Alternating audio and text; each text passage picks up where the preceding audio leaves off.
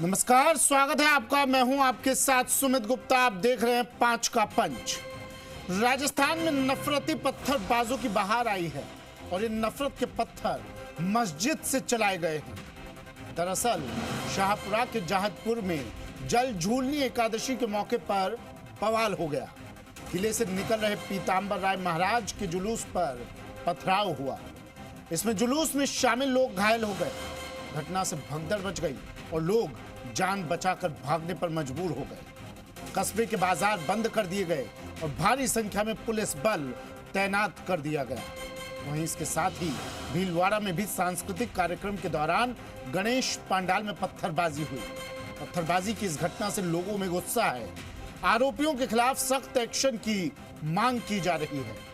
हालांकि पुलिस ने 9 लोगों को गिरफ्तार कर लिया है, लेकिन नफरती पत्थरबाजी की इस घटना ने कई सवाल खड़े कर दिए हैं कि आखिर शांति की राह में रोड़ा कौन है।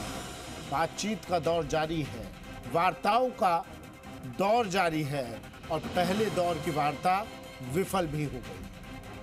पत्थरबाजी की ये साजिश किसकी है आखिर? आज 5 का पंच में करेंगे इसी मुद्दे पर चर्चा, लेकिन उससे पहले देखिए ये रिपोर्ट।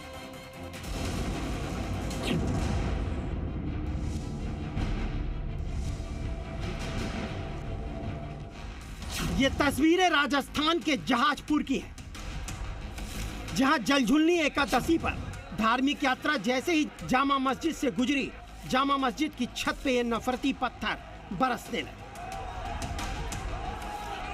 शोभा यात्रा में शामिल लोग अपनी जान बचाकर भागने को मजबूर हो गए। श्रद्धालु ही नहीं, पुलिस वाले भी घायल हो गए। इसके बाद शहर हिंसा का शिकार बना, गुस्से की आग में जला।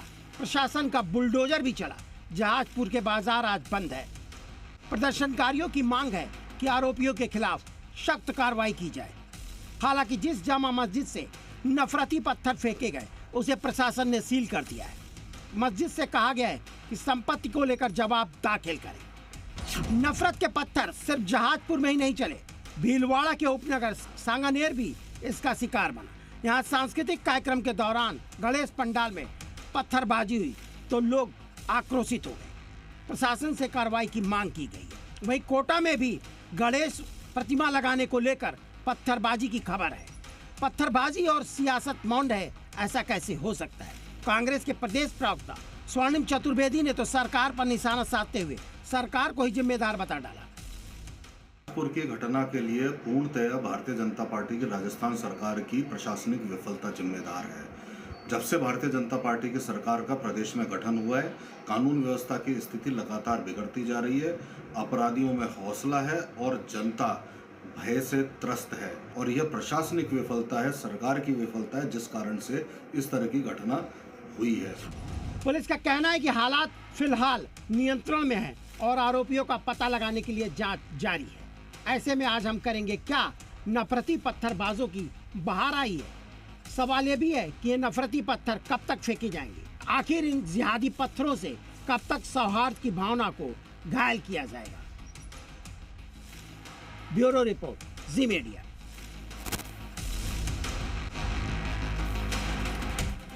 तो शांति में आखिर रोड़ा कौन? इसी सवाल का जवाब लेंगे। आज हमारे साथ मेहमान जुड़ गए हैं। सबसे पहले परिचय मैं करवा देता हूं। अनिल गोठवाल जी, रिटायर्ड पुलिस अधिकारी, हमारे साथ जुड़ गए हैं। अनिल जी, स्वागत है सर आपका जी राजस्थान पर 5 का पंच में। शैलेंद्र धाबाई जी हमारे साथ जुड़ गए हैं, बीजेपी प्रवक्ता। शैलेंद्र जी, आपका भी स्वागत है जी राजस्थान पर 5 का पंच में। डॉक्टर सुमित गर्ग, कांग्रेस प्रवक्ता, हमारे साथ जुड़े हैं। सुमित गर्ग जी, आपका भी स्वागत है जी राजस्थान पर 5 का पंच में। वरिष्ठ पत्रकार श्याम सुंदर शर्मा जी हमारे साथ जुड़े हैं। श्याम सर, आपका भी स्वागत है जी राजस्थान पर 5 का पंच में। उस्ताद हाजी हमीम बख्श जी, मुस्लिम स्कॉलर हैं, जोधपुर से हमारे साथ जुड़ गए हैं। हाजी हमीम बख्श साहब, आपका भी स्वागत है जी राजस्थान पर 5 का पंच में। कुछ ही देर में मेरे सहयोगी विनय पंत भी हमारे साथ जुड़ेंगे, अपडेट आप तक पहुंचाएंगे। बैठकों का, वार्ताओं का दौर जारी है। एक दौर वार्ता का विफल भी हो गया है। चर्चा शुरू करेंगे, विनय को भी जोड़ेंगे, अपडेट भी लेंगे उनसे। सबसे पहले श्याम सुंदर सर, इस पूरे मामले को किस तरह देख रहे हैं आप? देखिए सुमित जी, जिस प्रकार से आपने देखा कि धार्मिक उत्सव जब भी होता है, चाहे दोनों तरफों का होता है, तो उस पुलिस को जिस तरह से सतर्कता, जिस तरह से खुफिया जानकारी रखनी जानी चाहिए थी, उसमें कमी रहती है। अब देखिएगा कि जहाजपुर में जिस प्रकार से शोभा यात्रा निकल रही थी एकादशी की, और जैसी मस्जिद के आगे से गुजरती है तो वहां पर कहाँ से पत्थर ऊपर आ जाते हैं। तो पहले देखिएगा, मस्जिद का ऊपर से देखना चाहिए कि भाई इस तरह की घटना अगर कहाँ हो से आ सकती जाते है। हैं, ये तो हम सब अगर ये सब चीजें, क्योंकि ड्रोन है, सब कुछ है, बहुत सारी चीजें आजकल तो आधुनिक तरीके आ गए हैं, तो हमको सतर्कता बरतनी पड़ेगी। देखिएगा निश्चित पत्थर तौर कहाँ पर, से आ जाते हैं, हम और आप देखिए जानते हैं कहाँ ये से आ जाते हैं षड्यंत्र, पत्थर। देखिए षड्यंत्र है। ये आप तो देखिएगा, सवाल ही बेमानी है सर। ये नहीं मेरा कहना है मतलब आसमानी किताब की तरह आसमान से नहीं आते हैं पत्थर छतों पर, मस्जिद पर। ये देखिएगा, सुनियोजित साजिश के तहत लाए जाते हैं। विनय जुड़ गए हैं मेरे साथ, मैं आ रहा हूं शाम सर आपके पास। विनय, अपडेट दीजिए जरा, क्या चल रहा है। जी सुमित, देखिए जिस तरह से जहाजपुर में धार्मिक यात्रा पर पथराव किया गया और उसके बाद से ही जो स्थानीय विधायक हैं गोपीचंद मीणा, वो बड़ी तादाद में स्थानीय लोग बजरंग दल, विहिप सहित अन्य जो हिंदू संगठन हैं उनके साथ धरने पर बैठे हुए हैं। जो जामा मस्जिद जहां से पत्थर बरसाए गए थे उसके बाहर ही सड़क पर सैकड़ों की तादाद में लोग धरना दे रहे हैं। और जो जिला कलेक्टर और जिला एसपी हैं वो वार्ता करने पहुंचे थे। तकरीबन 1 घंटे तक वार्ता भी चली, लेकिन जो पहले दौर की वार्ता है वो विफल रही। और वार्ता विफल होने के बाद वापस से विधायक गोपीचंद मीणा धरना स्थल पर बैठ गए हैं और भजन कीर्तन जो है वो धरना स्थल पर लगातार जारी है। वहीं जो पुलिस थाना है जहाजपुर, वहाँ पर संभागीय आयुक्त और जो आईजी हैं मस्जिद के सामने जारी है बैठे हुए हैं। जी बिल्कुल सुमित, मस्जिद के सामने पूरी जो रोड है, आधा किलोमीटर लंबी जो रोड है, मस्जिद के सामने पूरे आधा से किलोमीटर लंबी रोड धार्मिक पर यात्रा निकलने पर पत्थरबाजी हो जाती है। वहां इन लोगों ने छूट दे दी भजन कीर्तन करने की, पत्थर नहीं बरसाए इन भजन कीर्तन करने वालों पर। जी बिल्कुल, देखिए सुमित, जिस तरह से कल पूरा घटनाक्रम रहा और उसके बाद जो आक्रोश है स्थानीय लोगों में काफ़ी देखा जा रहा है और उसी के चलते जो लगातार जो धरना प्रदर्शन है वो जारी है। हालांकि जो मस्जिद है उस पर नोटिस चस्पा किया गया है, जिला प्रशासन की ओर से मस्जिद को सीज किया हुआ है और उसके साथ ही अंदर का जो पूरा रास्ता है वहाँ पे चप्पे चप्पे पर पुलिसकर्मी तैनात हैं और किसी भी तरह का कोई और लॉ एंड ऑर्डर ना बिगड़े उसका पूरा ध्यान अब रखा जा रहा है। लेकिन पहला जो फेलियर है वो रहा है, क्योंकि 3 यही दिन बात पहले करौली की घटना के बाद कही थी ना कि लॉ एंड ऑर्डर का ध्यान अब रखा जा रहा है।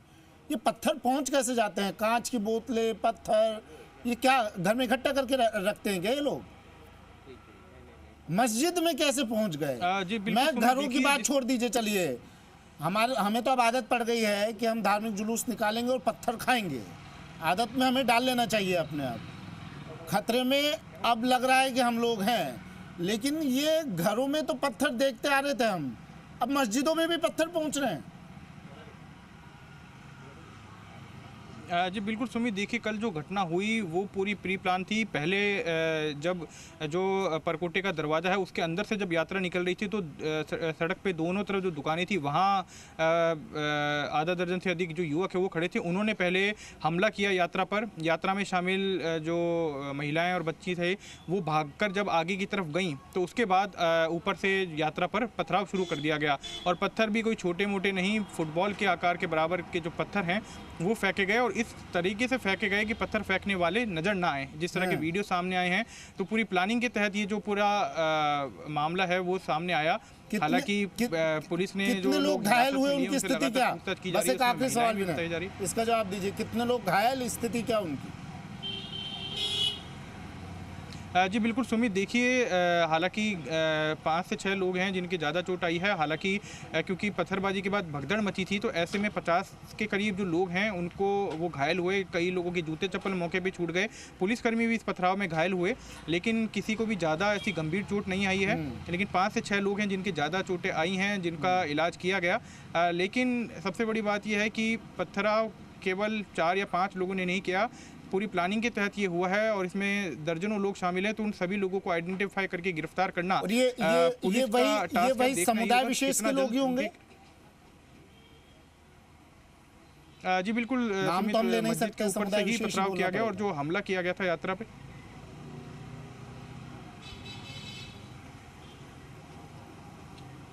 ठीक है, शुक्रिया विनय, शुक्रिया विनय तमाम जानकारी के लिए। उस्ताद हाजी हमीम बख्श साहब हमारे साथ जुड़े हैं, मुस्लिम स्कॉलर हैं, जोधपुर से जुड़े हैं। आपने वक्त दिया सर अपना कीमती। हाजी हमीम बख्श साहब, मुझे शायद 15 से 17 बरस हो गए जी सर, मीडिया लाइन में पत्रकारिता करते हुए 15 से 17 बरस हो गए सर मुझे, लेकिन मैंने आज तक ऐसी कोई खबर सुनी नहीं कि मंदिर से पत्थरबाजी हुई हो, कोई जुलूस निकल रहा हो एक ख़ास विशेष समुदाय का, और वो आपके कुछ जुलूस निकलते हैं, उन पर कभी कोई पत्थरबाजी की घटना या फिर मंदिर से कोई ऐसी घटना मैंने आज तक सुनी नहीं है सर। ये मस्जिदों से, मुस्लिम इलाके से इस तरह की खबरें आना आपको नहीं लगता? और फिर भी भाईजान कहते हैं कि खतरे में हम हैं। नहीं, बिल्कुल उनका कहना सही है कि हम लोग बिल्कुल शांत लोग हैं। जो हम लोग के पास में जब इनका जो भी जुलूस निकलता है एक ही समुदाय का, तो एक नारेबाजी गलत होती है, उनको उस्काया जाता है बार बार। तो उस्काने पर कुछ ऐसे शरारती लोग होते हैं, जो सभी लोग ऐसे नहीं, शरारती लोग होते हैं, कुछ वो बदमाशी या पत्थरबाजी कर देते हैं। लेकिन आप बार बार कहें मस्जिद, तो मस्जिद में पत्थर कहाँ सा है? और मस्जिद में पत्थर आने का सवाल ही नहीं। मस्जिद के अंदर तो कोई है नहीं। पहले घर की बात करते थे आप, हाँ। अब मस्जिद की बात करने लगे। तो हम ये कहते हैं कि एक ही समुदाय को टारगेट बनाया जा रहा है। तो ये एक अच्छी बात है। देश के लिए हम तो अमन चैन चाहते हैं। टारगेट कौन बनाएगा सर? जुलूस नहीं, सभी लोगों की बात नहीं कर रहा हूँ मैं सर। हाजी हमीम बख्श साहब, मैं सभी लोगों को कटघरे में खड़ा नहीं कर रहा हूँ, मैं उन्हीं लोगों को कर रहा हूँ जिन लोगों ने ये काम किया है जी। मस्जिद में पत्थर कहाँ से आए, कौन लेके गया, इसका जवाब तो ये तस्वीरें दे रही हैं। कौन लेके जा सकता है? मस्जिद में एंट्री किसकी होती है? जी हाँ, ये हम लोगों की है, लेकिन ऐसा मस्जिद के अंदर ऐसा कुछ है नहीं। लेकिन मस्जिद को एक बदनाम किया जाता है पूरे हिंदुस्तान में, एक धार्मिक स्थान को बदनाम सर, किया जब ऐसी ऐसी तस्वीरें आएंगी तो बदनाम करने की जरूरत क्या है? मस्जिद का नाम, जब कर्म ऐसे होंगे तो कर्म का फल तो मिलेगा ना। बदनाम कौन कर रहा है? ये सच्चाई बताई जा रही है सर। हम तमाम मस्जिदों का नाम तो लिया नहीं हमने, हम तो इसी मस्जिद के बारे में बात कर रहे हैं सिर्फ। अब आप ऐसे कर्म ही मत कीजिए ना जो बदनामी का सबब बने। अभी आप कह रहे हो कि वहाँ जी हाँ, अभी आप कह रहे हैं कि अभी वहाँ कीर्तन हो रहा है, बाहर बैठ के मस्जिद के बाहर एक धरना लगा हुआ है, तो वहाँ तो पत्थरबाजी नहीं हो रही है। नहीं, उसी मस्जिद के बाहर कर रहे हैं जहाँ से पत्थरबाजी हुई। आप जुलूस निकला तो डर लग रहा है सर मुझे तो सर। तो अब मैंने कई भाईजान के मुंह से सुना कि हिंदुस्तान में हम खतरे में हैं। मुझे तो लग रहा है खतरे में हम लोग हैं सर जी। मस्जिद के सामने से मैं तो निकलना बंद कर दूंगा सर अब से। नहीं, खतरे में आप कैसे लग रहा है ना सर? मैं तो कहीं मस्जिद दिखी तो मैं दूसरा रास्ता पकड़ लूंगा, पता नहीं कब पत्थर बरसने लगे। नहीं, ऐसा थोड़ी होता सर। ये तो हमें एक टारगेट किया जा रहा है। रामनवमी पर शोभा यात्रा में पत्थर बरस रहे हैं। सुनिए सर, टारगेट करने वाले काम क्यों कर रहे हैं? सुनिए सर, हाजी हमीम बख्श साहब, 1 तारीख का आपको हिसाब बताता हूँ। 10 अप्रैल 2022 मध्य प्रदेश खरगोन। आप करौली की तो बात आपको पता ही होगा, वो तो मुझे याद दिलाने की जरूरत नहीं है। 2022 में जब 2 अप्रैल को पत्थरबाजी हुई थी। 10 अप्रैल की बताता हूँ आपको, सिर्फ 1 तारीख, एक दिन में मध्य प्रदेश खरगोन हिंदुओं की धर्म यात्रा पर, शोभा यात्रा पर पत्थरबाजी। 10 अप्रैल को ही बंगाल का हावड़ा फाजिल बाजार हिंदुओं की शोभा यात्रा पर पत्थरबाजी। 10 अप्रैल को ही गुजरात का हिम्मतनगर हिंदुओं की शोभा यात्रा पत्थरबाजी। 10 अप्रैल को ही गुजरात में खंभात हिंदुओं की शोभा यात्रा पत्थरबाजी। और इसमें 3 मौलवियों का भी शामिल होने की वो बताई गई है। 3 मौलवियों ने साजिश रची। ठीक है साहब। 10 अप्रैल को ही गुजरात में, 10 अप्रैल को मुंबई मानखुर्द में पत्थरबाजी, 10 अप्रैल को झारखंड के लोहरदगा में हिंदुओं की शोभा यात्रा पर पत्थरबाजी, 10 अप्रैल को झारखंड के बोकारो में, 10 अप्रैल को जेएनयू दिल्ली। अरे सर माफ कीजिए सर, हिंदुओं को बख्श दीजिए सर, कहिए ना सर। आप इन शांति दूतों के पास शांति का पैगाम भेजिए ना सर। हिंदुस्तान है सर, हमें जीने दीजिए ना सर।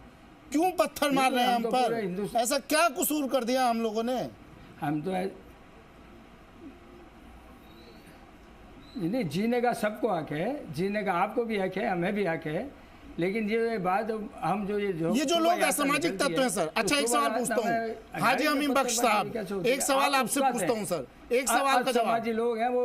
जी, एक सवाल का जवाब हाजी हमीम बख्श साहब, ये जो लोग हैं शरारती तत्व, मैं फिर से कह रहा हूँ, मैं सिर्फ इन्हीं लोगों की बात कर रहा हूँ, मैं पूरे समुदाय को, पूरे समाज को कटघरे में खड़ा नहीं कर रहा हूँ। इन लोगों के ऊपर किस तरह का एक्शन होना चाहिए ताकि इनकी अकल ठिकाने आ जाए, दुरुस्त हो जाए ये लोग? किस तरह की सजा चाहते हैं इन लोगों के खिलाफ? सुधरने का नाम नहीं लेते हैं, किसी ने सड़कों से पत्थर इकट्ठा करते हैं, घरों में इकट्ठा कर लेते हैं, कांच की बोतल लेके इकट्ठा कर लेते हैं। जी, लेकिन ऐसा नारेबाजी उस्काने की भी नारेबाजी करते हैं ना सर। ऐसा है कि जो अच्छा, संबंध है, अच्छा, ये गलती हिंदू धर्म की तरफ से हो रही है। नारेबाजी क्या होती है? हाँ बताइए। बिल्कुल टारगेट मुसलमानों को बनाया जाता है। हाँ, ये तो गलती हो गई, उकसाया पहले। बिल्कुल, आप हमें गलत कहोगे तो कई शरारती लोग ऐसे हैं, फिर उनको ऐसा कुछ जोश आ जाता है या कुछ ऐसी हरकत कर लेते हैं तो पूरा मुस्लिम समाज बदनाम हो रहा है। और अगर ऐसा मैं इसका जवाब ले लेता हूँ, बहुत अच्छी बात कही आप उनको दो। हम हाँ बिल्कुल आपने हाजी हमीम बख्श साहब बहुत अच्छी बात कही। इसका जवाब सरकार से लेना बनता है। सरकार क्या कर रही है हमारी बीजेपी की? करता है। हाँ, हमारी सरकार क्या कर रही है बीजेपी की? मैं इसका जवाब लेता हूँ। बिल्कुल। शैलेंद्र धाबाई जी बताइए, क्या कर रहे हो आप लोग? हिंदू धर्म के लोग आते हैं, उकसाते हैं। अब उकसाएंगे, आप नारेबाजी करेंगे तो पत्थर खाने के लिए तैयार रहिए ना। पत्थर तो पड़ेंगे आपके सर पर जब आप उकसाएंगे, नारेबाजी कर। क्यों गुस्सा दिलाते हैं इन शांति दूतों को? बताइए शैलेंद्र धाबाई जी, गलती तो हमारी हुई ना।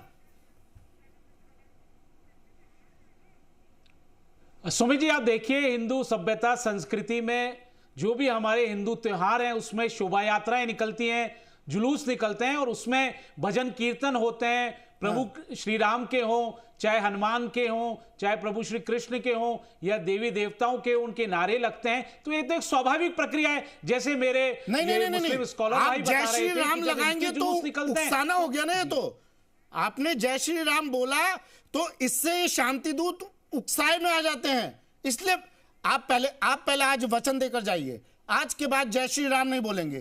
क्यों गुस्सा दिलाते हैं इन लोगों को? बताइए, गलत बात है ना, गलती स्वीकार कीजिए। शोभा यात्रा कर रहे हैं, मुंह पे उंगली रखकर चुपचाप निकाली शोभा यात्रा। इसमें कौन से, सुमित जी बताइए, अभी जो यात्रा निकाली जा रही थी वो तो राम रेवाड़ी यात्रा निकाली जा रही थी। जो परंपरा है वो परंपरा के तहत यात्रा निकाली जा रही थी और शांतिपूर्वक यात्रा चल रही थी। मस्जिद के पास पहुंच के अचानक पत्थर बरसने लग जाते हैं। नहीं, तो सबसे बड़ा जो आपका क्वेश्चन है कि भारत का सामाजिक सौहार्द, भारत की शांति को कौन भंग करना चाहता है? मैं हर वर्ग को सुनूंगा, हर व्यक्ति की बात सुनूंगा, बात मानूंगा। हाजी हमीम बख्श साहब कह रहे हैं आप हिंदुओं ने उकसाने वाले नारे लगाए, आप कह रहे हैं शांतिपूर्वक यात्रा चल रही थी। जरा बताइए, उकसाने वाले नारे क्यों लगाए? क्यों जय श्री राम बोला? क्यों इस तरह के नारे लगाए जा रहे हैं हमारे हिंदुस्तान में? ये नहीं चलेगा सर। हिंदुस्तान में आप जय श्री राम के नारे लगाएंगे, भगवान को याद करेंगे, नहीं होना चाहिए बिल्कुल। नहीं तो हाजी हमीम बख्श साहब कहेंगे उकसाया जा रहा है, फिर शांति दूत पत्थर नहीं बरसाएंगे तो क्या करेंगे? नहीं बिल्कुल सर। एक मिनट रुक जाइए हमीम बख्श साहब। आप देखिए ना सुमित जी, जब इनके जुलूस निकलते हैं, चाहे मुहर्रम का जुलूस हो, चाहे इमाम की याद में जुलूस निकाला जाता हो या कोई ईद मनाई जाती हो, अच्छा डेली सुबह रोजाना का नाम लेते हैं, अल्लाह का नाम लेते हैं, जब अपने पैगंबर साहब का नाम लेते हैं, जब वो नाम लेके सड़कों पे निकलते हैं, शैलेंद्र धाबाई जी, मेरे घर के पास एक मस्जिद है, हिंदू समाज के लोग इन पर फूल बरसाते हैं इनके। और शैलेंद्र धाबाई जी, मेरे घर के पास एक मस्जिद है, रोजाना सुबह मैं उसकी आवाज से ही जाग रहा हूँ, नींद पूरी नहीं हो पाती है। 12 बजे ऑफिस से घर पहुंचता हूँ और रोज सुबह मस्जिद की आवाज से मैं जाग जाता हूँ। क्या करें सर, वो तो रोज का काम है। यहां तो राम रैली में कभी कभी धार्मिक नारे लगाए जा रहे हैं।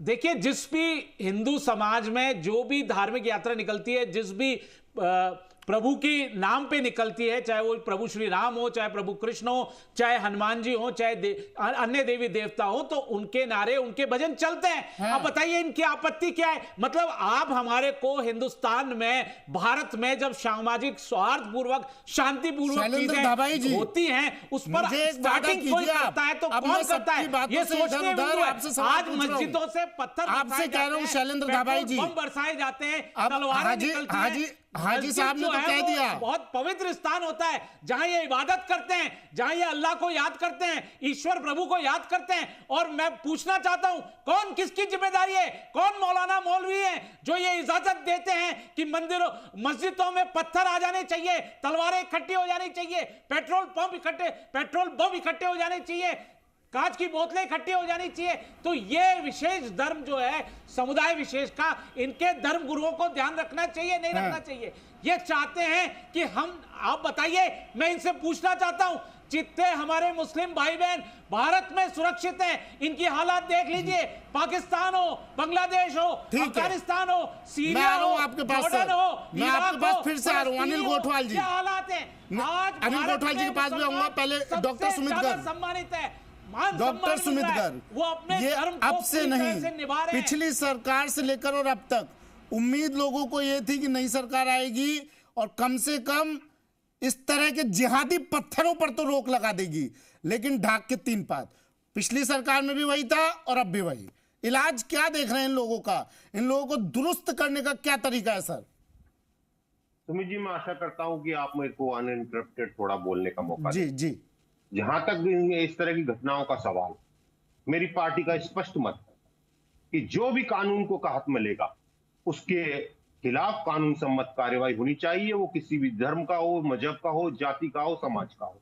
तो ये इसमें कानून तोड़ने में ये चीजें कहीं आड़े नहीं आ सकती। जहां तक बात इन हाल की घटनाओं की है, तो अभी आपने जब स्टोरी दिखाई थी तो हमारे कांग्रेस के जो प्रदेश के मुख्य प्रवक्ता हैं स्वर्णिम चतुर्वेदी जी को बताया था कि वो कह रहे थे, तो क्यों ना कहा जाए? इतने एक दिन में जिस तरह से आप कह रहे हैं कि ये घटनाएं घट रही है, तो एक दिन में तो हुई नहीं है। कहीं ना कहीं ये प्लान हुआ है। प्लान हुआ है तो पुलिस क्या कर रही थी? आईबी क्या कर रही थी? इंटेलिजेंस क्या कर रही थी? प्रशासन क्या कर रहा था? गृह मंत्रालय का मुखिया, प्रदेश का मुख्यमंत्री क्या कर रहा था? मैंने जो सीक्वेंस बताई है, पूरी सीक्वेंस का फेलियर है। ये सीक्वेंस करौली से लेकर और अब तक, करौली से लेकर जहाजपुर तक सब फेल साबित हुए हैं सर, सब फेल। मैं तो पिछली सरकार और अब की सरकार सबको फेल घोषित कर रहा हूं सर। किसी एक पर निशाना, किसी एक को टारगेट नहीं कर रहा हूं मैं। नहीं, आपको बोलना है कि मेरे को बोलना है, एक बार तय करने के। अरे तो बीच में सर सवाल बनेगा तो पूछूंगा ना मैं। थोड़ी करेंगे आप? नहीं, क्यों नहीं करूंगा सर? नहीं, हमेशा नहीं, बिल्कुल आपको ये गलत तरीका। आप क्या गलत तरीका है सर? कैसी बात कर रहे हो? मैंने क्या इंटरप्ट कर दिया? मैं तो आपकी बात को आगे बढ़ा रहा हूँ। क्या इंटरप्ट कर दिया आपको मैंने? ये अगर 2 शब्द बोल देता हूँ आपको तो आपको, मैं शैलेंद्र धाबाई जी से सवाल पूछ रहा हूँ, मैं, उन्होंने नहीं कहा इंटरप्ट किया। आपको कहाँ समस्या हो जाती है सर? मौका दे रहा हूँ ना आपको बोलने के लिए मैं। करते हो आप? अरे काहे का इंटरप्ट कर रहा हूँ? क्यों आप बीच में टांग मारते हो? ये क्या तरीका है आपका? क्यों नहीं? क्या आप लोगों ने अपना माइंडसेट बना लिया है? सुमित गर्ग जी, आपसे सवाल पूछना मानी इंटरप्ट करना। आपको अरे आपकी कथावाचन के लिए दे दूं पूरा टाइम? इंटरप्ट कर रहा हूं मैं। एक लाइन बोल दी तो इंटरप्शन हो जाता है वो आपके लिए। आपने देखा नहीं? बाकी प्रवक्ताओं से मैं सवाल पूछ रहा हूं, उनको समस्या नहीं होती है, आप ही लोगों को क्यों समस्या होती है सर? आप प्रॉक्सी की तरह काम नहीं करा, आप एंकर की तरह। हाँ, मैंने इंटरप्ट कर दिया, ठीक है, मैंने इंटरप्ट कर दिया, ठीक है। प्रॉक्सी की तरह। अनिल गोठवाल जी, ठीक है, आप तैयारी कर लीजिए, मैं फिर आ रहा हूं आपके पास। इंटरप्ट मैं करूंगा, जिससे सवाल पूछना होगा मैं पूछूंगा सर, हर किसी से पूछ रहा हूं और पूछूंगा मैं। अनिल गोठवाल जी, सर किस तरह का इलाज आप मानते हैं इन लोगों के लिए? 9 लोगों की गिरफ्तारी हुई है और फेलियर किस किस का इसमें सर? देखिए सुमित जी, ऐसा नहीं है। पुलिस और प्रशासन जब भी कोई धार्मिक जुलूस, यात्रा या किसी भी धार्मिक उत्सव की कोई यात्रा निकलती है, एक स्टैंडर्ड ऑपरेशन वो होता है। ये देखिए कि 11 तारीख को पुलिस प्रशासन ने सीएलजी की मीटिंग बुलाई। वहां दोनों पक्ष मौजूद थे और इन्होंने आश्वासन दिया कि शांतिपूर्वक निकालेंगे, और इन्होंने ये भी कहा कि हम जो एनक्रोचमेंट है रास्ते में है उसको हटा लेंगे और इस प्रकार से आप जुलूस निकालिए। और एक तरफ ये प्रशासन को और आश्वस्त करके और फिर जाते, और अचानक उस जुलूस के अंदर जाब्ता लगा रहता है, वहाँ महिलाएं हैं, बच्चे हैं। अगर मान लो ये जो जुलूस निकला है अचानक नहीं हुआ, इनका मन में कहीं ना कहीं किसी एक पक्ष का मेला था कि ये आएगा और उसके बाद हम करेंगे। प्रशासन ने पूरी मुस्तैदी के साथ में बातचीत की है, इनसे अश्योरेंस लिया है, इन्होंने बाकायदा सीएलजी में लिख कर दिया कि आप जुलूस निकालिए। और एनक्रोच हर साल जुलूस निकलता है तो सदियों से निकल रहे जुलूस। आपने और अनिल गोठवाल जी, अब तो आप रिटायर हो गए, आपने अपनी सेवा के दौरान ऐसे कई जुलूस देखे होंगे और कई जुलूस की स्थितियों को आपने संभाला भी होगा, मॉनिटरिंग की होगी। इस तरह के जुलूस आपको क्या लगता है जिसमें महिलाएं भी शामिल हैं, बच्चे भी शामिल हैं? उस्ताद हाजी हमीम बख्श साहब कह रहे थे कि इन लोगों ने कुछ ऐसे नारे लगाए जिससे वो उत्तेजित हो गए साहब, और उग्र होकर उन्होंने पत्थरबाजी कर दी। इस तरह के जुलूस जिसमें महिलाएं शामिल हैं, बच्चे शामिल हैं, वो महिलाएं वो बच्चे इस तरह की नारेबाजी कर रहे थे जिससे वो उग्र हो गए, और उग्र होकर अच्छा उन्हें पता भी चल गया कि ये जुलूस निकलेगा तो ये लोग ऐसी नारेबाजी करेंगे, इसलिए पहली मस्जिद की छत पर पत्थर बोतलें इकट्ठी कर लो क्योंकि हिंदू समुदाय आ रहा है, नारेबाजी करेगा। मतलब पहले से आश्वस्त थे, पूरी तैयारी कर ली उन्होंने मस्जिद की छत पर। ये हाजी हमीम बख्श साहब कह रहे हैं कि आप लोगों की गलती है, आप लोगों ने उग्र नारे लगाए इसलिए पत्थर तो मारने पड़ गए। ऐसा हो सकता है सर? आपको लगता है जिस जुलूस में महिलाएं शामिल हो, बच्चे शामिल हो, वो लोग अब तो डर लगने लगा है, वो लोग मस्जिद से निकलते हुए ऐसे नारे लगाने की हिम्मत करेंगे? मुझे तो अभी लगने लगा है मस्जिद के सामने से निकलते हुए मुंह पे उंगली रख के जा रहे होंगे वो लोग, कभी भी पत्थर पड़ सकते हैं। नहीं सुमित जी, बिल्कुल ना, आप सही कह रहे हैं। ये बाकायदा इंश्योर करती है पुलिस प्रशासन कि कोई हथियार लेके नहीं चलेगा, हाँ? कोई नारेबाजी नहीं करेगा, और वीडियोग्राफी के अंदर कहीं उत्तेजक नारेबाजी भी सामने नहीं आया है। और महिलाएं, पुरुष, बच्चे, इवन वहां तो जो पुलिस वाले हैं उनके भी चोटें आई है, 4-5 आदमी पुलिस के भी घायल हुए हैं। और इस प्रकार से पत्थरबाजी करना ये बिल्कुल ये कानूनी रूप से गैर कानूनी कृत्य है। और मैं आपको बताऊं, ये जैसे अभी हाजी साहब कह रहे हैं, तो आपने वहां एक मौलाना की ड्यूटी क्यों नहीं लगाई? सबको बाहर निकाल देते। अरे सर मौलाना, मैं बताऊं सर, अरे सर 10 अप्रैल गुजरात के खंभात में पत्थरबाजी हुई, 3 मौलवियों ने साजिश रची थी। क्या मौलाना कर लेगा इसमें? मैं कहता हूं डंके की चोट पर बताइए। मौलाना तो साजिश रचते हुए पकड़ में आ रहे हैं सर। मैं सुमित, कुछ मौलाना मैं सबके लिए कहूंगा, सबके लिए मैं कहूंगा नहीं, और फिर अगर ये गलत लगे तो फिर पत्थरबाजी ना हो जाए साहब, इसलिए मैं क्लियर कर दूं शब्दों को। कुछ मौलाना, सबके लिए नहीं कह रहा हूं मैं हमीम बख्श साहब, डर लगता है सर। हाँ सर, ऐसा सभी मौलाना गलत नहीं होते हैं, नहीं होते हैं, वो तो हम कह रहे हैं सर, लेकिन जो एक कुछ है इनका इलाज क्या है? इनको क्यों नहीं फेंकते हैं सलाखों के पीछे? सर 1 मिनट में आ रहा हूं हमीम बख्श साहब, मैं एक सवाल लेके फिर मैं ब्रेक लूंगा। अनिल गोठवाल जी, इनका इलाज क्या? क्यों नहीं इनका गिरबान पकड़ के फेंकते हैं इन्हें सलाखों के पीछे? क्यों नहीं इनका सॉलिड इलाज होता है? करौली में जब घटना हुई उसके बाद ऐसा इलाज होता कि उठ नहीं पाते, बैठ नहीं पाते, तो शायद इस तरह की तस्वीरें फिर ना आती।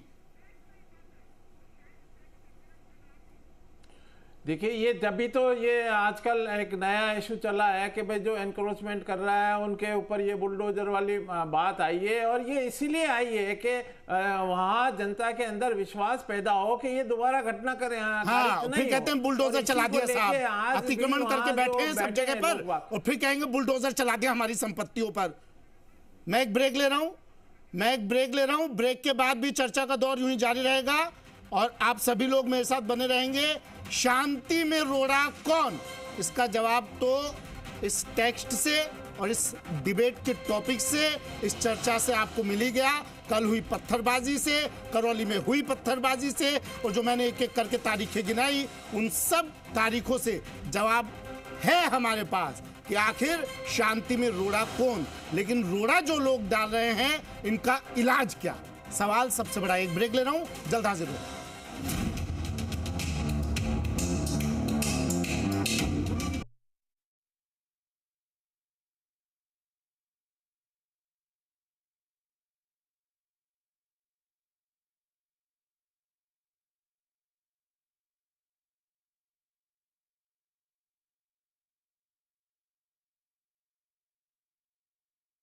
यही धरती के हैं?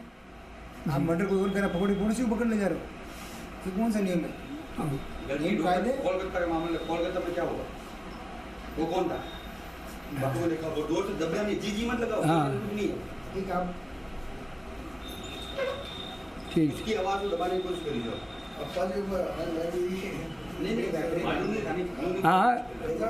अपने हिसाब से, आपके हिसाब से बोलना, हमने बता दिया है क्योंकि लोग देख रहे हैं, आपको जान दें, वो भी ध्यान रखना कि अपन उन्हें देख लिया, हमारा मैसेज लग जाए। हाँ, कलकत्ता में क्या हुआ? आपको उसका अपना जो भी बात राजस्थान में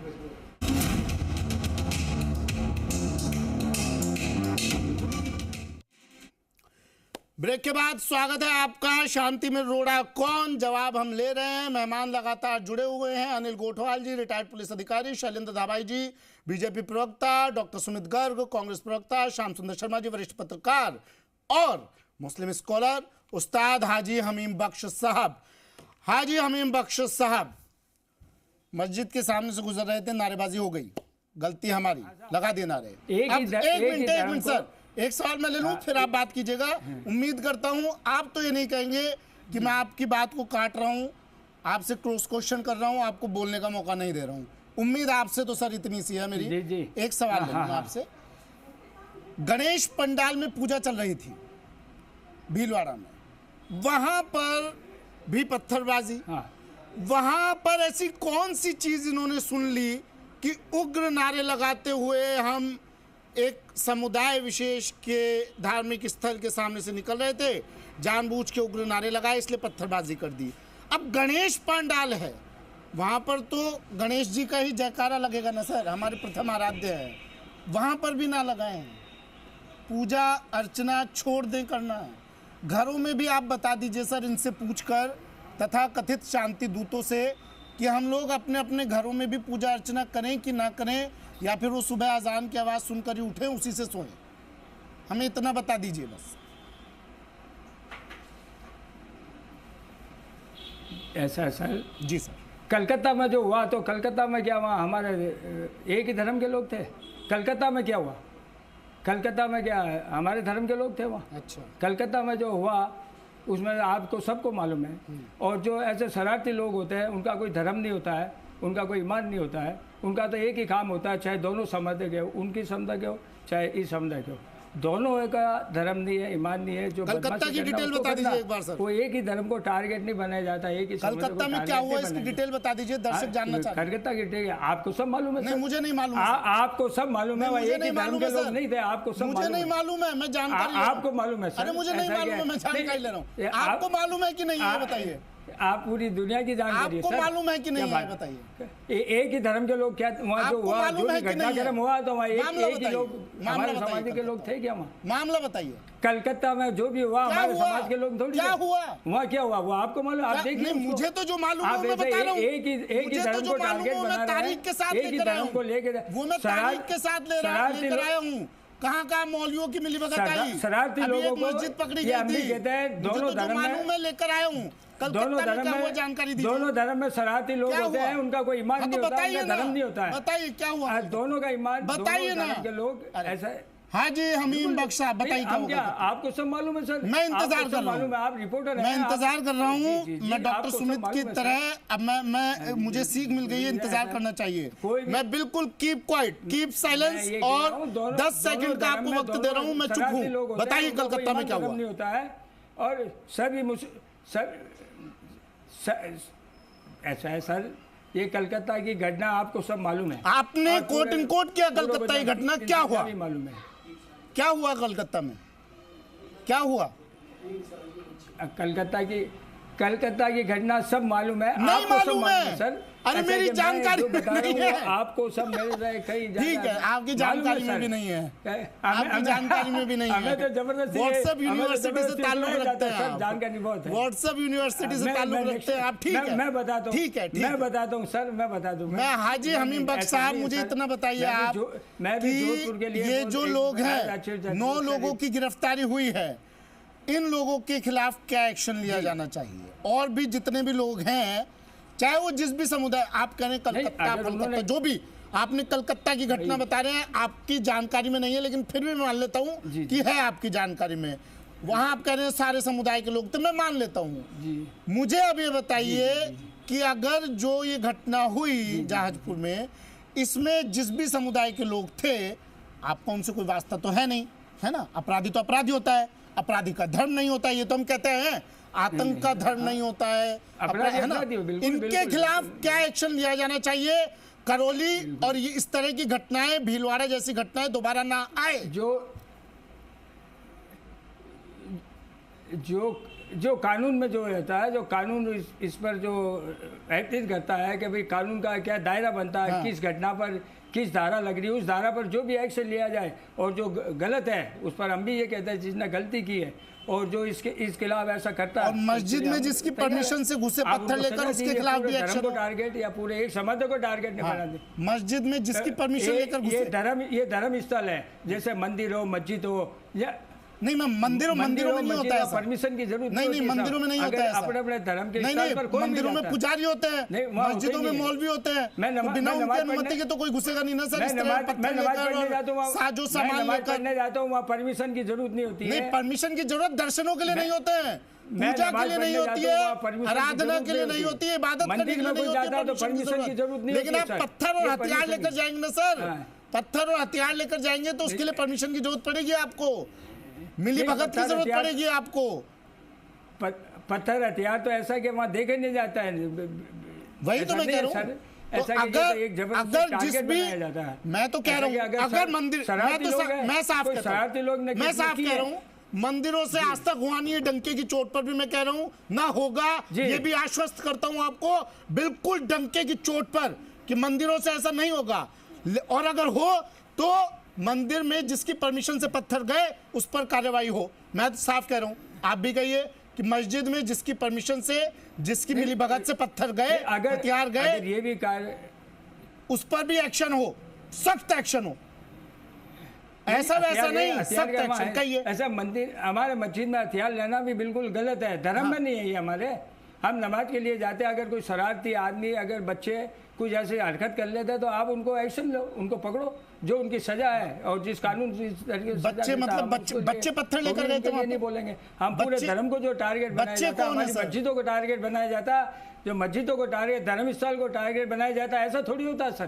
टारगेट नहीं बना रहे हैं हाजी अमीन बख्श साहब, मजा चल रहा है। टारगेट तो हिंदुओं को बनाया जा रहा है हाजी अमीन बख्श साहब, की बात कह रहे हैं। जो भी रैली होती है उस पर पत्थरबाजी की जाती है, टारगेट तो हिंदू है, मस्जिद टारगेट नहीं है। नहीं, अगर कोई शरारती लोग अंदर चले जाते हैं, मस्जिद शरारत नहीं कहते इसे अपराध कहते हैं। ये शरारत, कोई बच्चे घर में शरारत नहीं कर रहे हैं, शरारत नहीं थी, पहले अपने दिमाग में डालिए हाजी अमीन बख्श साहब। आप अपराधी है तो सजा मैं आपको बहुत देर से सुन रहा हूँ, लेकिन आप ये बात साफ रखिए अपने दिमाग में कि शरारत नहीं थी, ये अपराध था, और अपराध की सिर्फ सजा होती है। माफी शरारत की मिलती है, अपराध की नहीं मिलती है सर। जिसने अपराध किया आप उसको सजा दीजिए, कानून के दायरे में जो सजा होती है आप सजा दीजिए। तो वही कह रहा हूँ ना, टारगेट नहीं करते, पक्षपाती नहीं करते। यही तो सुनना चाह रहा था आपसे, आप उसने किया कि मस्जिद में चाहे जो भी मौलाना हो, जो भी इमाम हो, सबको सजा मिले, जो भी इसमें शामिल रहा। कहिए नहीं, मौलाना को क्यों मिलेगी सजा? जो भी शामिल रहा, अगर किसी के शामिल होने का संदेह मिलता है, ये थोड़ी कहा, अगर सबूत मिलते हैं किसी के शामिल होने के तो सजा मिले उसे, कहिए। नहीं तो उसको नहीं हाँ, सबूत मिलते हैं तो सजा दीजिए जो अपने गवर्नमेंट यही तो सुनना चाह रहा हूँ। ऐसे थोड़ी ना पकड़ के सजा गलती की उसको सजा पूरा प्रोसेस होता है, जिसने भी ऐसी हरकत कानून में पूरा अधिकार दे रखा है। आप लोगों को भी सुनवाई होगी वहाँ पर, आप लोग वहाँ पर एक ऐसा पक्ष रख देंगे कि आपने अगर वो भी मान लिया जाएगा तो फिर कुछ नहीं होगा। चिंता मत कीजिए इतनी, ये भारत है, हिंदुस्तान है, यहाँ पर इतनी जल्दी कुछ नहीं होता है। अगर करौली वालों का भी क्या बिगाड़ पाए सर? इजाजत नहीं होती है किसी मस्जिद मंदिर में इजाजत नहीं होती है जाने के। अरे मैं कह रहा हूँ सर, जाने की इजाजत मुझे भी पता है, इतनी जानकारी मेरे पास भी है कि जाने की इजाजत की जरूरत नहीं पड़ती है। लेकिन आप अगर पत्थर लेकर जाएंगे तो क्या आप ऐसे ले जाएंगे, आप ऐसे ले जाके बैठ जाएंगे पत्थर? हमारे मंदिर है, आप बताइए, नहीं है किसी की हिम्मत सर, वहाँ बैठने नहीं देंगे। शरारती लोग कुछ नहीं है, अपराधी हैं वो लोग, शरारती नहीं है वो लोग, अपराधी हैं। अपराध और शरारत में फर्क करना सीखिए। अपराध किया, आप ये फर्क करना नहीं सीख रहे, इसलिए शरारत सजा है लगवा दिया ना जम्मू कश्मीर में। इन पत्थरबाजों पर हो गया ना बैन। जम्मू कश्मीर में वो भी शरारत नहीं थी, सेना पर पत्थर फेंकते थे, उसे भी आप शरारती कहते थे क्या? कर दिया मोदी सरकार ने इलाज, यहाँ भी भजनलाल सरकार कर देगी इलाज, और ऐसा इलाज करेगी घर से निकलने में कांपेंगे ये लोग। नहीं कर देगी डॉक्टर सुमित गर्ग, होना चाहिए सर ऐसा इलाज तो, चाहे किसी, मैं आपको बोलने का पूरा मौका दूंगा सर, बिल्कुल नहीं बोलूंगा मैं बीच में। मैं शपथ लेता हूं इस बात की कि बीच में आपको इंटरप्ट नहीं करूंगा, आप पूरी तरह से बोलिएगा। ऐसे लोग, ऐसे लोग, हाँ ऐसे लोग जिस भी समुदाय से आते हो, ऐसा इलाज तो होना चाहिए कि घर से निकलने से पहले 100 बार सोचे अगली बार। जो इलाज हमारी सरकार नहीं कर पाई वो कम से कम दूसरी सरकार तो कर दे। कहेंगे ना ये बात?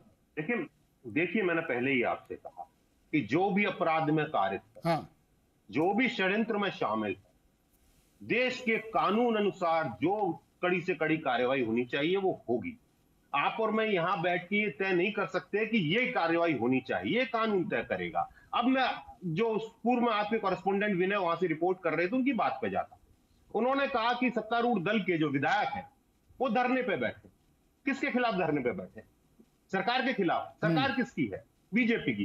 अपनी सरकार से जब उनको न्याय मिलने की उम्मीद नहीं है, सुमित जी गंभीरता समझिए इस विषय की, कि एक विधायक एक पक्ष को लेके बैठा है, ये कह रहा है कि अपराध हुआ है, ठीक है हुआ है, लेकिन एक सवाल फूट रहा है मेरे मन में से, कौन रोक रहा है? एक सवाल फूट रहा है सर, फोड़ दूं आपकी है, आपकी इजाजत हो तो फिर बीच में क्या एक सवाल निकल रहा है, निकाल दूं आपकी इजाजत हो तो सर।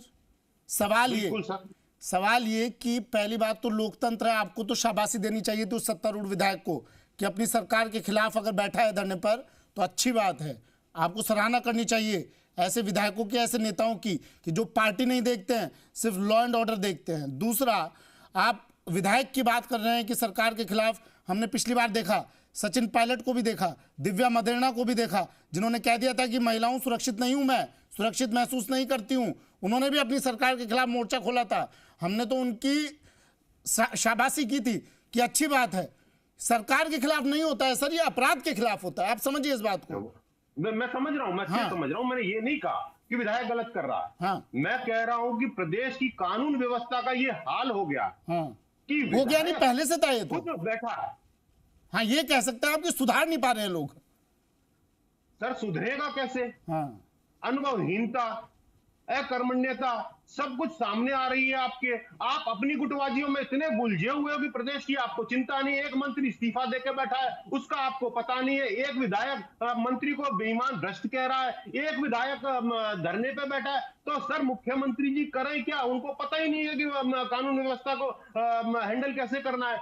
दुख इस बात का है कि जो मुख्यमंत्री जी की अनुभवहीनता है वो कहीं ना कहीं इस प्रदेश के आड़े आ रही है, इस प्रदेश की कानून व्यवस्था के आड़े आ रही है, इस प्रदेश के सुख चैन के आड़े आ रही है। शैलेंद्र जी जवाब दे दीजिए सर। सुमित जी, मुझे तो हाजी साहब के और हमारे कांग्रेस के प्रवक्ता के बयानों पे हंसी आ रही है और दुख भी प्रकट हो रहा है। आप बताइए, इन्होंने एक बार भी निंदा नहीं करी कि मस्जिद से जो पत्थर बरसाए गए वो गलत थे, ऐसी घटनाएं नहीं होनी चाहिए थी राजस्थान में। और ये जिस तरह से इन्होंने वक्तव्य देना शुरू किया, आप बताइए क्या ये घटना होनी चाहिए थी क्या? मस्जिदों में ये बता रहे थे हाजी साहब असामाजिक तत्व आ गए तो कैसे चले गए, कहां से 1, 2, 4 किलो तक के पत्थर वहां पहुंच जाते हैं, कैसे पेट्रोल बम वहां पहुंच जाते हैं, किस तरह की तलवारें वहां इकट्ठी हो जाती है। क्या हाजी साहब को नहीं मालूम कि पूरी मस्जिद है वो मौलानाओं के अंडर में रहती है, इमामों के अंडर में रहती है और उनके बिना परस्ती के काम हो सकता है। और कांग्रेस के प्रवक्ता ये नहीं कह रहे कि घटने निंदनीय है, वो कह रहे हैं हाजी साहब कि आपको जुलूस नहीं निकालना चाहिए था मस्जिदों के सामने से, मतलब घटनाएं होती रहेंगी, हम ये इसकी निंदा नहीं करेंगे। बताइए कितनी शर्म की बात है कि भारत में अगर सामाजिक सौहार्द शांति को अगर कोई खराब कर रहा है तो वो धर्म विशेष के लोग कर रहे हैं, उनके धर्म गुरु उनको प्रशय दे रहे हैं, उनके नेता उनको प्रशय दे रहे हैं, कांग्रेस पार्टी उनको प्रशय दे रही है। हम किसी भी आरोपी को नहीं छोड़ेंगे। 12 लोगों को हमने डिटेन कर लिया है, और भी अगर लोगों को गिरफ्तार करना पड़ा तो गिरफ्तार करेंगे। हमने मस्जिद को सील कर दिया है, नगर पालिका ने उनको नोटिस दे दिया है, जितने भी अवैध निर्माण थे उन सब अवैध निर्माणों को तोड़ा जा रहा है। लेकिन आप देखिए ना कांग्रेस पार्टी के मुंह से निकलता है ना हाजी साहब के मुंह से निकलता है कि ऐसी घटना दुर्भाग्यपूर्ण है, निंदनीय है, मैं इसकी भर्त्सना करता हूं। आप बताइए, ये लोकतंत्र की बात करने वाले लोग हैं। आज शैलेंद्र जी आपने बोला, शैलेंद्र जी मैंने आपको बिल्कुल, शैलेंद्र जी सुनिए एक सवाल, आपने बहुत आरोप लगाए, अब एक सवाल मेरा है, जिम्मेदारी किसकी बनती है? मस्जिद में पत्थर गए, पत्थरबाजी हो गई, गणेश पंडाल पे पत्थरबाजी हो गई, ये बच्चे जो हाजी साहब कह रहे थे अभी, ये बालक, ये नासमझ लोग, पत्थरबाजी का शरारती तत्व पत्थरबाजी कर रहे हैं, मैं तो मान लेता हूं सारी बात, और ये कहेंगे, हाजी साहब तो कहेंगे, इन्हें मौका दे रहे हैं आप लोग। क्यों नहीं आपकी लोकल इंटेलिजेंस यूनिट को कानो कान खबर मिली कि मस्जिद पर पत्थर इकट्ठे किए जा रहे हैं? क्यों नहीं उन पर पहले एक्शन लिया गया? क्यों नहीं इस घटना को होने से पहले रोका गया? गणेश पंडाल पे पत्थरबाजी हो जाती है, मस्जिद के सामने से जुलूस निकल रहा है तो पत्थरबाजी हो जाती है। ये खबर आपको कानो कान नहीं मिली, आप फेल। दूसरी बात, अब भी आपने एक्शन ऐसा क्या लेने वाले हैं? 4 साल बाकी है ना आपके पास, अभी तो पूरे 4.5 साल, उन 4.5 सालों में देख लूंगा। इन लोगों को तो सर सब देख रहे हैं ना, पिछले 5 सालों से लगातार लगे पड़े ना पत्थर फेंकने में, आगे भी फेंकते रहेंगे। इनका क्या सॉलिड इलाज कर पाएंगे आप, वो भी देख लेंगे हम, जब आप अभी नहीं रोक पा रहे हैं इन्हें।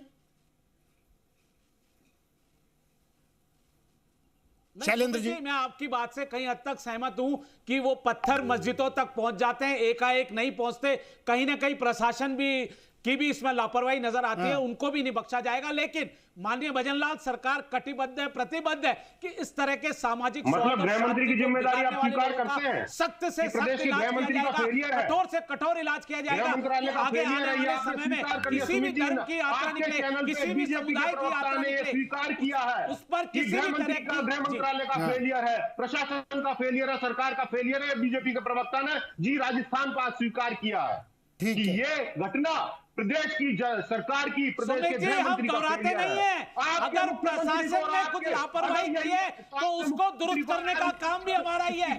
अगर ये रातों रात अगर ऐसा हुआ है तो उन अधिकारियों को भी नहीं बख्शा जाएगा। हम आपकी तरह नहीं है कि आप घटना देखने के बाद निंदा नहीं, राजस्थान की सरकार भी फेलियर है, राजस्थान की सरकार फेलियर है। छोटी छोटी बच्चों का रैप हो रहा है, एक के बाद एक रैप हो रहा है, सरकार उनको रोक नहीं पा रही है। बताइए, सुनिए हाजी साहब, रुक जाइए, आप दोनों रुक जाइए। हाजी अमीन बख्श साहब बोल रहे हैं, एक बार सुनिए। अरे रुक जाइए आप दोनों, एक बार रुक जाइए। शैलेंद्र धाबाई जी, सुमित जी, शैलेंद्र जी, हाजी साहब को सुनिए। सरकार को कोस रहे हैं पानी पी के। हाजी साहब सुन लीजिए, शैलेंद्र जी सुन लीजिए। अरे हाजी साहब कह रहे हैं कि कार्रवाई करो। हाजी, अरे शैलेंद्र जी रुकिए, हाजी साहब कह रहे हैं कार्रवाई करो, उन लोगों पर निकाल कर लाओ, मस्जिद से बाहर फेंक दो सलाखों के पीछे। हाजी साहब कह रहे हैं, सुनिए हाजी साहब बोलिए। नहीं ऐसा है सर, सरकारी फेलियर है। बाकी बच्ची छोटी छोटी बच्चों का एक के बाद एक रैप हो रहा है जोधपुर में, एक के बाद है, सरकारी फेलियर है। इतने बच्चों का रैप हो गया, एक के बाद एक। सरकार क्या कर रही है, पुलिस क्या कर रही है, कब किसी का एक्शन नहीं लिया? एक के बाद एक मस्जिदों से पत्थर फेंके जा रहे हैं, ये भी तो लाइन बोलिए। 2 साल की बच्ची, ये भी तो लाइन बोलिए हाजी साहब, ये लाइन भी तो बोलिए। एक के बाद एक हिंदुओं पर पत्थर बरसा रहे हैं, आप उनको सजा दीजिए। विशेष समुदाय के लोग हमारे लोग हिंदू समुदाय पर पत्थर बरसा रहे हैं, सरकार फेल है। बोलिए लाइन, बोलिए लाइन। हाजी अमीन बख्श साहब ये लाइन बोलिए। ऐसा नहीं है कि सरकार, हाजी अमीन बख्श साहब एक लाइन बोल रहा हूँ, उस लाइन को दोहराइए। सरकार फेल है। हाजी अमीन बख्श साहब, हाजी अमीन बख्श साहब एक लाइन दोहराइए। सरकार फेल है, ये हिंदुओं की रक्षा करने में नाकाम है, ये एक वर्ग विशेष से, एक समुदाय विशेष से हिंदुओं को बचा नहीं पा रही है। क्या कर रही है सरकार, क्या कर रही है ना, सरकार क्या कर रही है? बोलिए लाइन, आप बोलिए लाइन। जैसे साहब ये हिंदुस्तान सबका है, सरकार हमारा है, आपका है, हमारे पूर्वकों का है, हाजी अमीन बख्श साहब। लेकिन आप ये कह रहे हैं बार बार कि मस्जिद, तो मस्जिद को आप टारगेट क्यों बना रहे हैं? मस्जिद में अगर कोई, क्योंकि टारगेट हिंदुओं को बना रहे हैं, मस्जिद से टारगेट हिंदुओं को बना रहे हैं, इसलिए मैं मस्जिद का नाम लूंगा। क्यों ना लूं मस्जिद का नाम, क्यों ना लूं? कैसे बना रहे सर? क्यों आप हिंदुओं को नहीं बना रहे? ये लोग हिंदुओं को नहीं बना रहे टारगेट? टारगेट क्या मस्जिद में हुआ क्या सर? मस्जिद से हुआ है, मस्जिद से हुआ है, नहीं हुआ कहीं और से। हिंदू को अगर नारेबाजी, अगर उनको उसका है, कौन सी नारेबाजी, कौन सी नारेबाजी? जय श्री राम का नारा लगाना तो आपको उग्र लगता है? आप देखिए, आपको उग्र लगता है जय श्री राम का नारा लगाना? हम इससे नाराज नहीं है, जय श्री राम के नारे से हम नाराज नहीं। कौन सी नारेबाजी हो गई? ये जैसे पाकिस्तान जाइए, हिंदुस्तान में रहने की जगह ये नारा लगा, ये नारा लगा, ये नारा लगा, और उस सरतन से जुदा करने वाला नारा वो कौन लगाता है? नहीं, कौन लगाता है सरतन से जुदा? कहीं लगता है ना सर, कहीं ऐसे नारे। कहा आपने इनके खिलाफ एक्शन लो जो सरतन से जुदा लगा रहे? किसने? नहीं, एक्शन क्यों नहीं लेते हैं? हम इनके खिलाफ भी मैं वही तो कहलवा रहा हूँ। बोलते हैं जो, अरे हाजी अमीन बख्श साहब मैं वही कहलवा रहा हूँ। कई एक लाइन बोलिए, एक लाइन बोलिए। शांति में क्यों है? एक लाइन बोल दीजिए। जो भी लोग सरतन से जुदा के नारे लगा रहे हैं वो निंदा के पात्र हैं। जो भी लोग हिंदुओं को असुरक्षित महसूस करवा रहे हैं वो निंदा के पात्र हैं, इन पर कड़ा एक्शन होना चाहिए। बोलिए, बोलिए। असुरक्षित कैसे होगा? हो गए तो आप एक जबरदस्ती लग रहा है पर थोपा जा रहा है। थोपा नहीं जा रहा है, नहीं है, थोपा नहीं जा रहा है। अनिल गोठवाल जी, थोपा जा रहा है, बताइए। अनिल गोठवाल जी समझ रहे हैं आप? बस 80% हमारे से खतरा। अनिल गोठवाल जी, मुगलों का राज, अनिल गोठवाल जी था, मुगलों का गलती सरकार की, गलती प्रशासन की, गलती पुलिस की। लेकिन मुझे बताइए, अगर हम खुद ही सोच ले कि भैया हमें छत पर मस्जिदों पर पत्थर इकट्ठा नहीं करने हैं तो कोसने की जरूरत पड़ेगी क्या किसी को? अनिल गोठवाल जी,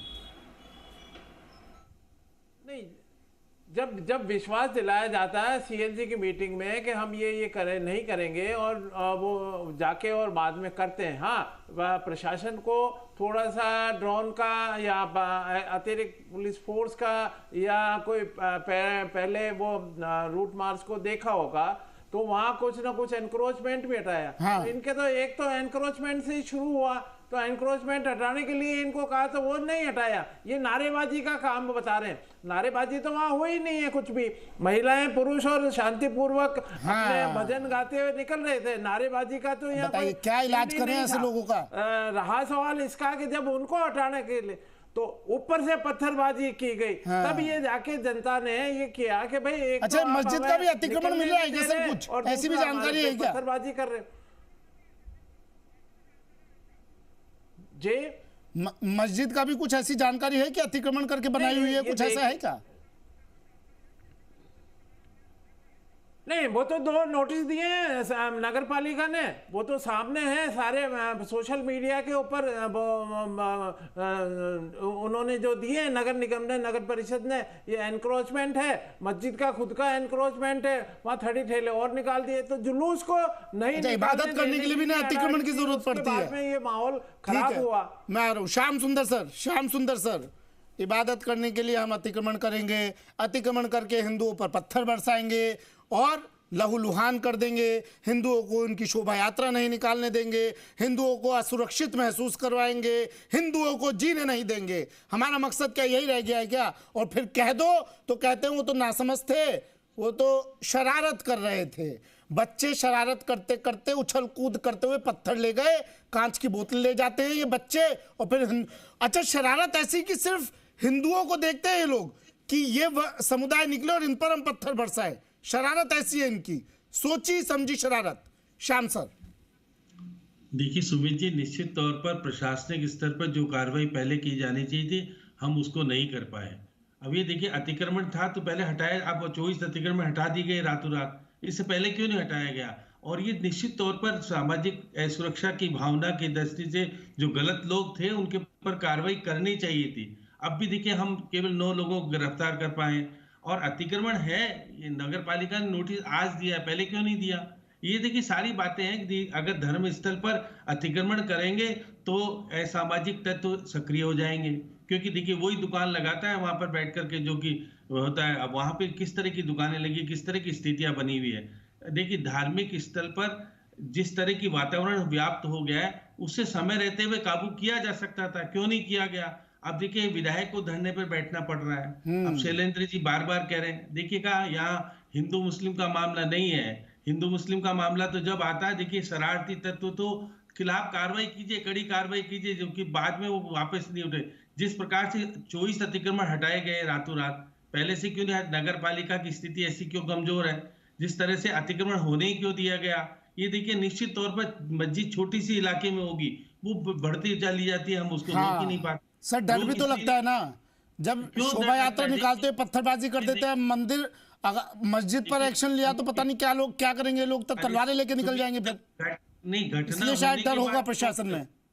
नहीं, घटना होने के बाद तो रोक रहे हो आप, पहले से पहले भी किया जा सकता था। जिस तरह से सीएलजी की बैठक हुई, दोनों ने एश्योरेंस किया हम शांति बनाए रखेंगे। एक पक्ष शांति नहीं बना के रखता है तो उसके खिलाफ कार्रवाई करो ना, कड़ी।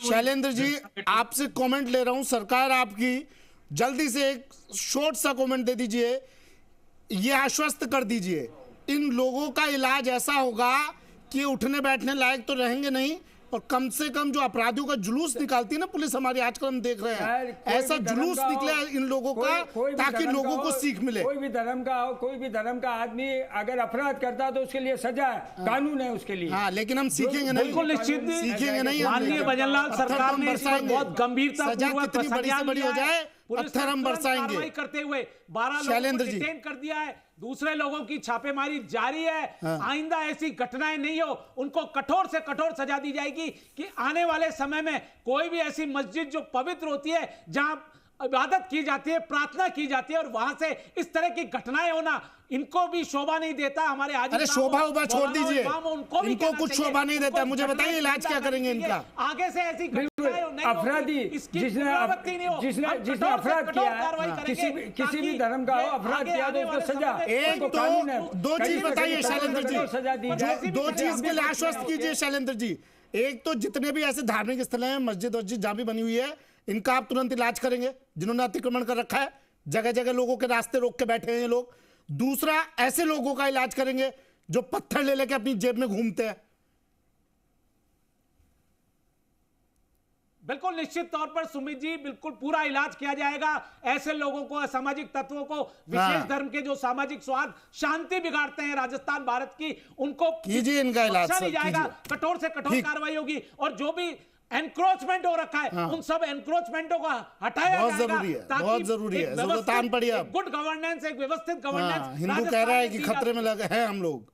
ठीक है, शुक्रिया आप सभी का अपना कीमती वक्त हमें देने के लिए। वक्त का तकाजा कहता है चर्चा को यहीं विराम देना पड़ेगा।